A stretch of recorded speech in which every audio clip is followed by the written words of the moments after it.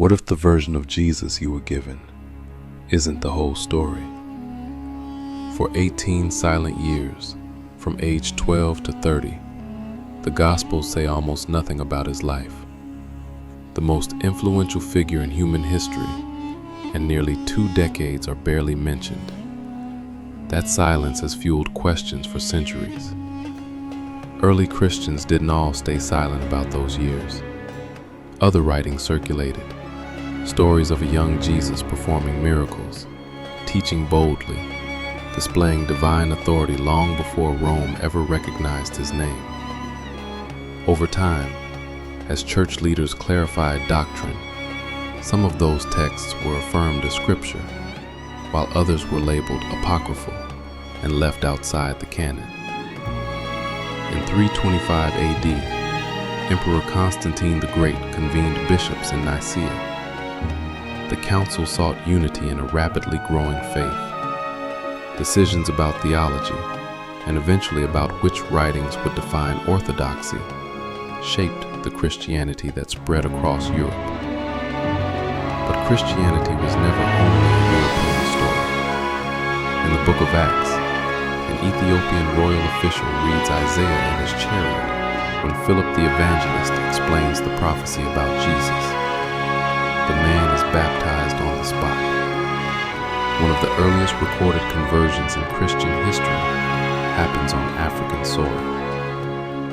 By the 4th century, King Ezana of Aksum declared Christianity the faith of his empire in what is now Ethiopia.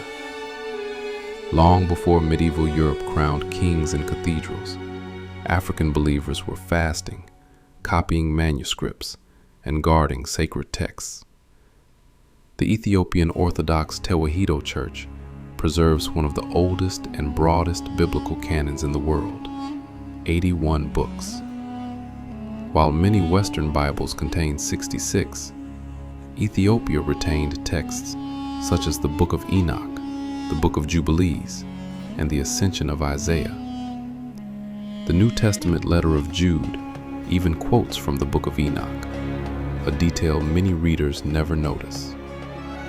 Some early writings, like the infancy gospel traditions, portray a child Jesus forming birds from clay and bringing them to life, or raising a boy who falsely accused him.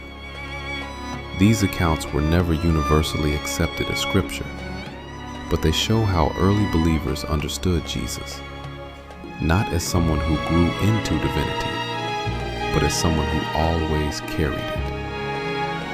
Through invasions, the 1938 Italian occupation of Aksum, and the communist Derg regime, Ethiopian Christians protected their Ge'ez manuscripts. They memorized scripture. They carried it through fire. They preserved a stream of Christianity that developed outside Rome's political orbit.